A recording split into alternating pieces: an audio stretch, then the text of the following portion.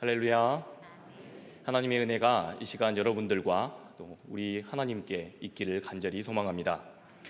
우리는 하나님의 전신갑주라고 하는 이 수련회로 이 시간을 보내고 있습니다. 특별히 오늘 이 수요 예배부터 시작해서 앞으로 몇 주간 우리는 성경 속 믿음의 전투, 이것을 주제로 하나님의 은혜의 말씀을 나누고자 합니다.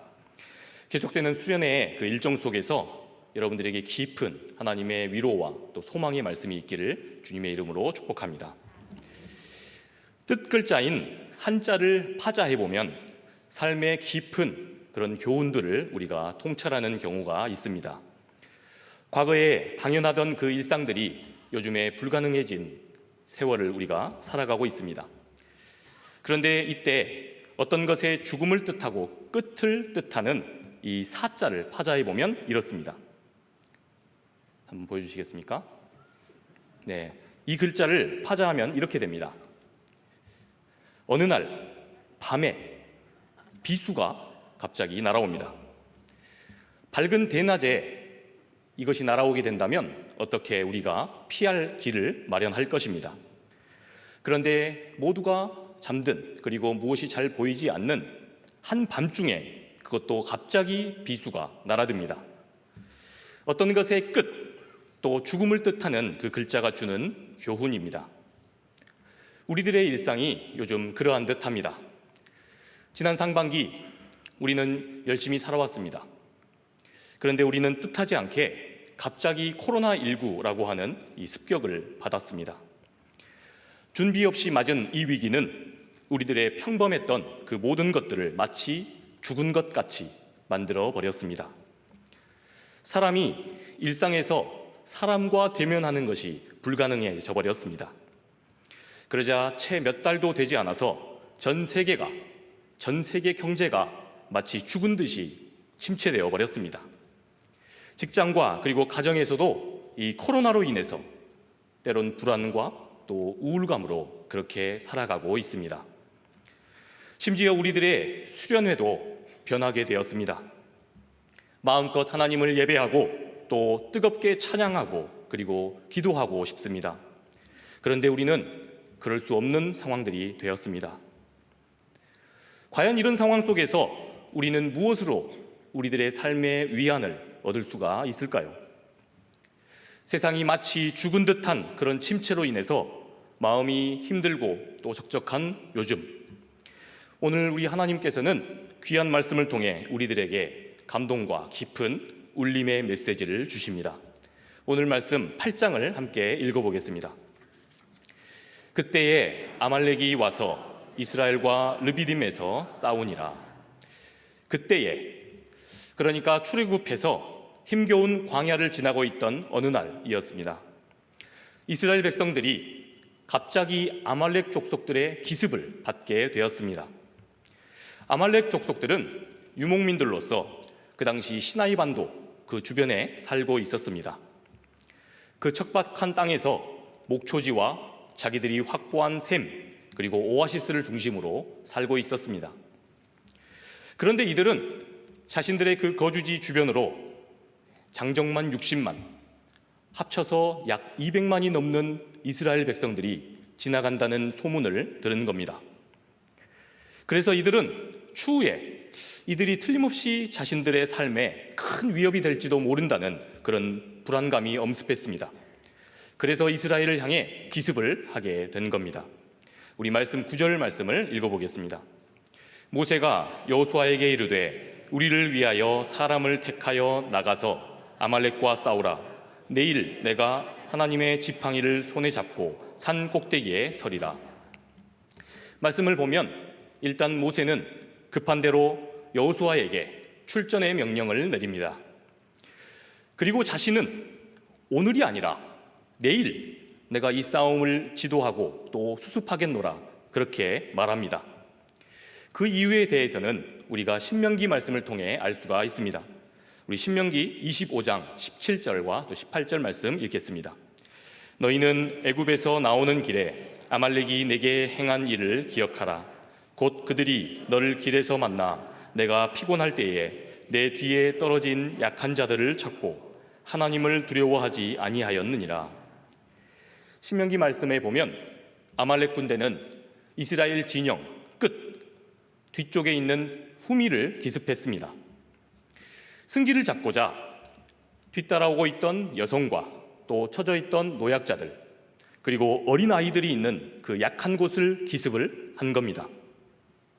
한마디로 이 싸움은 예고가 없었던, 예고 없이 당한 아주 무자비한 그런 기습이었던 것입니다.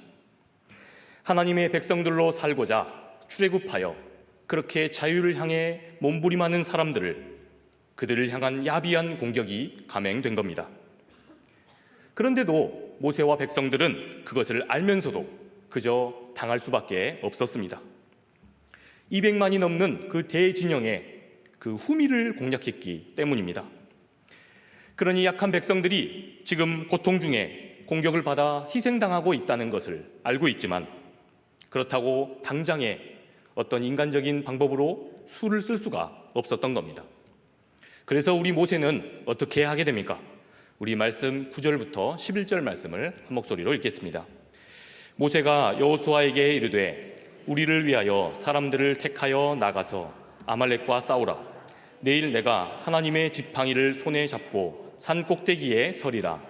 여호수아가 모세의 말대로 행하여 아말렉과 싸우고 모세와 아론과 훌은 산 꼭대기에 올라가서 모세가 손을 들면 이스라엘이 이기고 손을 내리면 아말렉이 이기더니, 모세는 우선 급한 대로 여호수아를 전장에 보냅니다. 그리고는 자신은 하나님의 지팡이를 들고 산 꼭대기로 올라갔다라고 말씀합니다. 여러분, 그런데 이 부분을 묵상해 보면 조금 이상한 부분이 있습니다. 모세는 일찍이 호렙산에서 하나님과의 깊은 만남이 있었습니다. 바로 그때의 80세 그 양치기 모세가 들고 있었던 유일한 도구가 바로 이 자신의 지팡이였습니다. 그러니까 오늘 이 말씀 속에 등장하는 이 지팡이는 모세 자신이 것이지 하나님의 지팡이가 아닌 것입니다.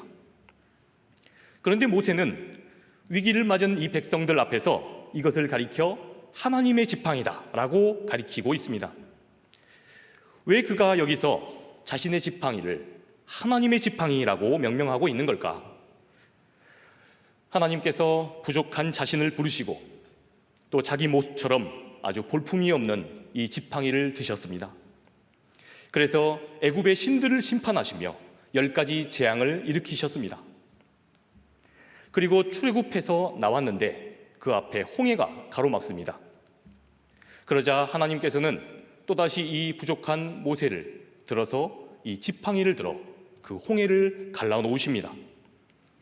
또 오늘 말씀의 바로 직전의 내용에는 이 르비딤에서 광야에서 물이 나는 그 일을 행하는데 바로 이 지팡이가 또 쓰이게 됩니다. 이쯤 되면 이 지팡이는 과연 누구의 지팡이입니까? 모세는 그래서 이 지팡이가 지금 하나님의 놀라운 구원의 통로로 사용되고 있다는 것을 백성들에게 알리고 있는 것입니다. 그래서 모세는 이 아말렉의 기습 앞에서 이 지팡이를 하나님의 지팡이다 라고 부르고 있는 겁니다. 이번에도 우리 하나님께서 구원하실 겁니다. 이번에도 우리의 힘이 아니라 우리 하나님의 능력이 우리를 구원하실 겁니다. 그렇게 믿음으로 나아간 것입니다. 그래서 모세는 이 하나님의 지팡이를 들고 산 꼭대기로 올라갔습니다. 여러분, 왜 그렇게 했겠습니까? 똑똑히 보라는 것입니다. 이스라엘의 구원이 과연 누구에게서 나오는지 모든 백성들이 이 아말렉의 기습 앞에서 분명하게 보라는 것입니다. 그렇게 백성들 모두가 볼 수 있게 산 꼭대기로 올라갔습니다. 그리고는 11절에 보니까 지팡이와 함께 자신의 두 손을 높이 그렇게 올려 들었습니다. 고대 율법 해설서인 이 미슈나에는 바로 이 대목을 이렇게 해석하고 있습니다. 모세의 손이 오로지 하나님이 계신 하늘만을 향했다. 모세의 손이 오로지 하나님이 계신 그 하늘만을 향했다. 우리말에도 손을 써본다라고 하는 말이 있습니다. 인간적인 어떤 방법을 써서 무슨 일을 도모하는 것을 가리킵니다. 그런데 모세는 지금 자신의 그 두 손을 쓰는 일을 완전히 포기하고 맙니다. 자신의 그 두 손을 내리고 온전히 우리 하나님께 자신의 두 손을 번쩍 들어서 오직 하나님만 바라고 하나님께 자신의 모든 것을 내어 맡기는 행위를 한 것입니다. 하나님, 이 어려운 상황, 이 어려운 현실, 우리가 어찌 여러 가지 손을 다 써보았으나 이제는 어쩔 도리가 없습니다. 지금까지 그러하셨듯이 우리 하나님께서 이제도 역사하여 주셔야겠습니다. 그렇게 주님의 도움만을 구하며 자신의 두 손을 번쩍 올려 든 것입니다.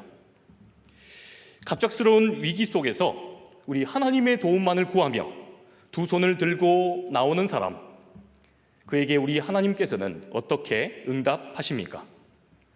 첫 번째로 우리 하나님께서 자신에게 두 손을 들고 나오는 사람에게 주님의 놀라운 승리의 공식을 보여주십니다. 우리 11절 말씀 함께 읽겠습니다. 모세가 손을 들면 이스라엘이 이기고 손을 내리면 아말렉이 이기더니.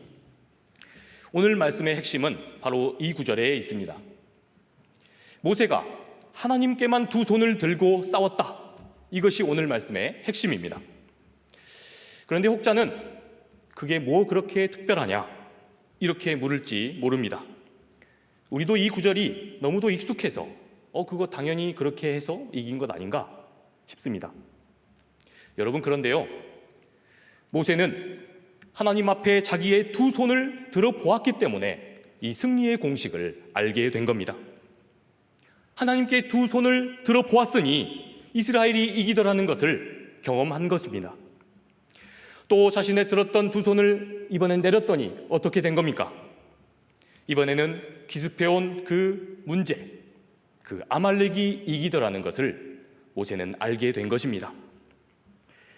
그렇다면 만약에 이 모세가 그냥 주님께 두 손을 들지 않고 어정쩡하게 자신의 인간적인 방편으로 무언가를 해결하려고 했다면, 그저 손을 내리고 자신의 손을 써보려고 했다면 과연 어땠을까요?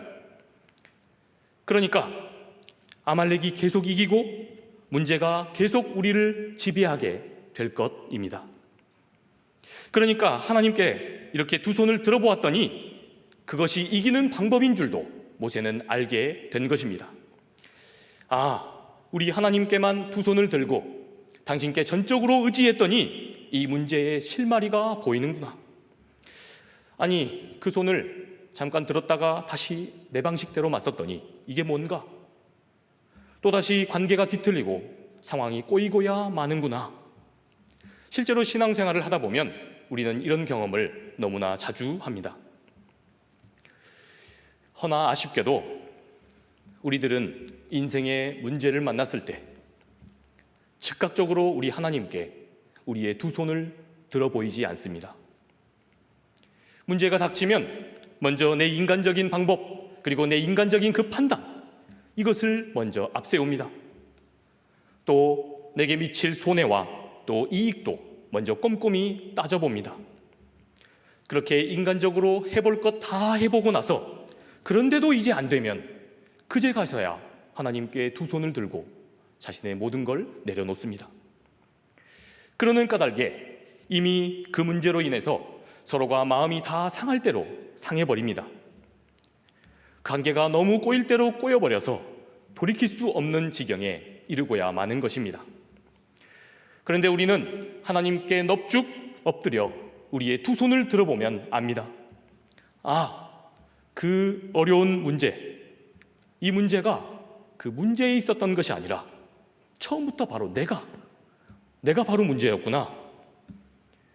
문제가 바로 끝까지 내 입장만 생각하고 또 내 손해만을 따져 묻고 그렇게 살아가고 있는 내게 있었구나.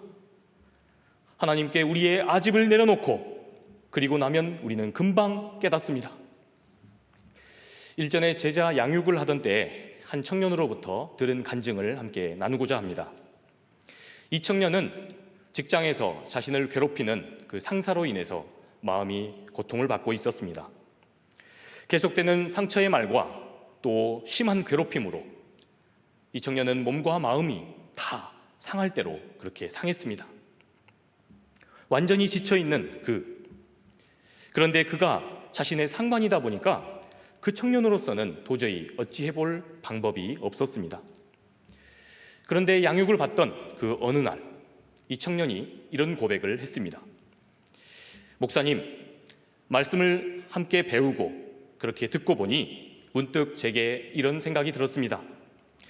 저에게 고통을 주고 있는 그 상사요, 이제 제 자신이 아니라 한번 우리 하나님께 맡기고 그를 위해서 기도해 봐야겠다는 그런 생각이 들었습니다.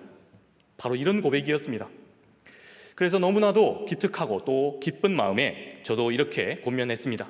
그래, 우리 한번 우리가 어떻게 할 수 있는 것이 아니니 우리 하나님께 맡기고 한번 같이 기도해 보자.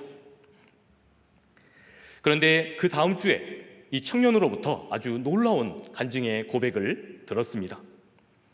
목사님, 하나님께 제 상황을 전적으로 내어 맡겼더니 하나님께서 제게 이런 마음을 주셨습니다. 여전히 저의 상사는 그대로입니다.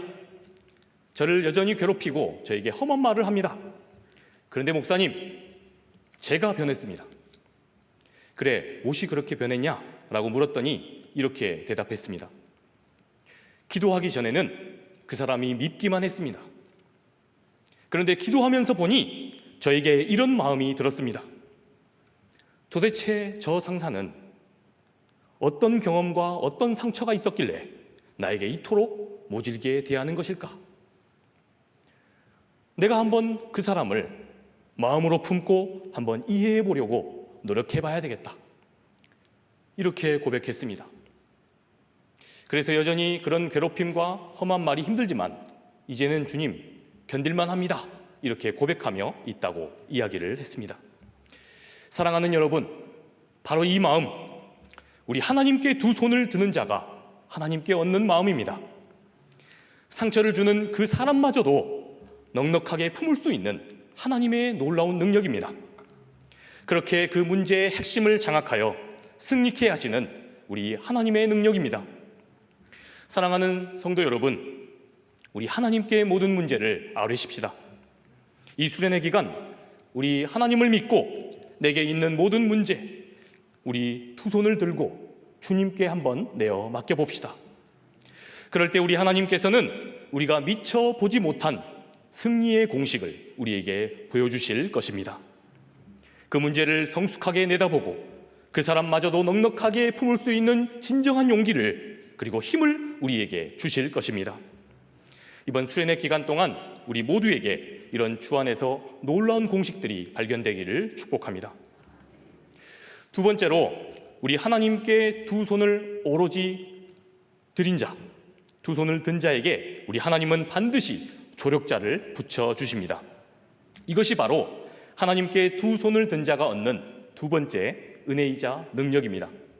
우리 말씀 12절을 함께 읽겠습니다. 모세의 팔이 피곤함에 그들이 돌을 가져다가 모세의 아래에 놓아 그가 그 위에 앉게 하고 아론과 훌이 한 사람은 이쪽에서 한 사람은 저쪽에서 모세의 손을 붙들어 올렸더니 그 손이 해가 지도록 내려오지 아니한지라. 아멘. 하나님께 전적으로 이 문제를 맡긴 모세는 승리의 비법, 승리의 공식을 알게 되었습니다. 여러분, 그러나 이것을 안다고 해서 모든 문제를 우리가 이겨나간다면 얼마나 좋겠습니까? 그러나 이것으로 싸움에 곧바로 승리하는 것은 아닙니다. 두 손을 높이 들여야 한다는 것은 이제 알았습니다. 그러나 모세의 팔이 이내 지쳐 내려오고 말았습니다. 믿음의 싸움이란 이렇듯 아주 고독하고 또 힘겨운 싸움인 경우가 많습니다. 아말렉이 자신들의 생존만을 생각하며 아주 야비하게 기습을 해온 것처럼 이 세상에는 자기중심적인 사람, 또 이기심으로 똘똘 뭉쳐있는 사람들이 많습니다. 이런 세상 속에서 우리 정의의 하나님 그리고 진리의 하나님 편에 선다는 것은 늘 이렇게 외롭고 또 힘겹기만 합니다. 이 세상은 다 반칙에 능수능란한데 과연 나 혼자 정직해서 살아남을 수가 있을까? 나 혼자 진리를 따른다고 해서 이 거대한 악의 세상이 과연 바뀌기나 하는 걸까? 보이지 않는 우리 하나님께 손을 뻗는 삶이 무슨 도움이 되냐는 이 세상 사람들의 그 손짓과 그런 비아냥에 우리 하나님께만 손을 뻗는 삶은 이처럼 늘 고독하고 또 외로움이 따르게 마련입니다. 모세의 이 피곤해진 이 손을 묵상하다 보니 저는 떠오른 예언자 엘리야가 있었습니다. 갈멜산 전투에서 850명이나 되는 바알과 아세라 선지자와 힘써 맞서 싸워서 결국 누가 이깁니까? 그들과 싸워 엘리야가 이겼습니다. 그런데 그 배후에 있던 이 이세벨, 그 원흉 이세벨의 권력과 맞서는 중에 그 고통이 얼마나 크고 두려웠으면, 또 피곤하고 힘들었으면 차라리 하나님 저를 죽여주십시오, 그렇게 애원했던 엘리야였습니다. 하나님 편에, 그리고 진리 편에 선다는 것은 이처럼 지독한 고독과 또 피로감과 맞서는 일인지도 모릅니다. 그런데 여러분, 그런 엘리야에게 우리 하나님은 뭐라고 말씀하시며 위로하십니까? 엘리야야, 너 그 싸움, 너 혼자만 싸우고 있는 것이 아니다. 아직 이 세상에는 너처럼 바알에게 무릎 꿇지 않은 7,000명이 여전히 있단다. 힘을 내고 우리 함께 이겨나가자꾸나. 나의 사랑하는 사람아, 우리 하나님 이렇게 응답하십니다. 그렇습니다. 하나님께 도움을 구하며 그 손을 뻗는 자들에게 우리 하나님께서는 반드시 조력자를 붙여주시고 보여주십니다. 우리 모세도 그랬습니다. 전장 한복판에는 여호수아와 백성들이 싸우고 있었습니다. 그리고 그의 지친 팔은 처음부터 그 산꼭대기에 함께 올라갔던 이 아론과 그리고 훌이 여전히 떠받치고 있었습니다. 그러므로 우리가 우리 하나님만을 여전히 기쁘게 하고 또 모든 일들을 의미 있게 도모한다면 이것을 가치 있게 여기며 동참하는 이들을 우리 하나님께서 붙여주신다는 것입니다. 왜냐하면 바로 이 진리를 따라 살아가는 그런 사람들, 이들을 우리 주님께서 높이셔야만 하나님 당신께도 그것이 영광이 되기 때문입니다. 따라서 하나님은 당신께 그 두 손을 드는 자들에게 반드시 조력자를 주시면서 역사하십니다. 사랑하는 성도 여러분, 코로나의 여파로 인해서 외롭고 힘든, 지치고 곤고한 일을 만나셨습니까? 그렇다면 우리 하나님께 우리의 두 손을 번쩍 들어봅시다. 그리하면 우리 하나님께서 결코 우리를 홀로 내버려 두지 않으실 것입니다. 반드시 우리에게 도움의 사람, 그리고 도움의 손길들을 주실 것입니다. 바라기는 수련회에 참여하시는 여러분 모두가 우리 하나님의 조력자들을 만나며 또 그러한 조력자들 되시기를 주님의 이름으로 축복합니다. 우리 마지막으로 하나님께 두 손을 든 자에게는 하나님께서 약속의 소망을 주십니다. 본문 15절에서 16절 말씀 함께 읽겠습니다. 모세가 제단을 쌓고 그 이름을 여호와 니시라 하고 이르되 여호와께서 맹세하시기를 여호와가 아말렉과 더불어 대대로 싸우리라 하였더라. 아멘. 하나님께 두 손을 번쩍 든 이 모세와 그리고 이스라엘, 결국 아말렉에서 승리를 거머쥡니다. 이 모두가 이들이 전적으로 하나님만 의지하고 그래서 하나님께서 싸우신 그 결과입니다. 그런데 여러분, 이것만이 모세와 이 이스라엘 백성들이 받은 그 복의 전부가 아니었습니다. 위기를 넘긴 이들에게 우리 하나님께서는 새로운 맹세의 약속을 주십니다. 바로 여호와 니시라고 하는 약속입니다. 우리가 아주 잘 아는 대로 이 여호와 니시라고 하는 뜻은 여호와는 나의 깃발이 되신다, 하나님께서 우리의 승리의 깃발 되신다 라고 하는 그런 뜻입니다. 여러분, 그런데 이것은 단순히 이번 한 번만의 그 승리, 이것을 자축하자고 하나님께서 주신 말씀이 아닙니다. 16절에 보니까 이 약속은 우리 하나님께서 주신 맹세의 선물이었습니다. 바로 그 내용이 무엇이냐? 나 여호와가 아말렉과 더불어 어떻게 하신다는 겁니까? 대대로 아말렉과 더불어 대대로 싸우실 것이라는 것입니다. 여러분, 이것이 우리에게 무슨 의미입니까? 위기를 겪고 또 그 위기를 어느 정도 수습해 놓고 그러고 나면 우리는 놀란 가슴을 쓸어내리며 이렇게 생각합니다. 이번 위기는 주님이 어떻게 도와주셔서 이렇게 적당히 넘겼는데 이 다음에는 또 나에게 어떤 어려움이 찾아올까?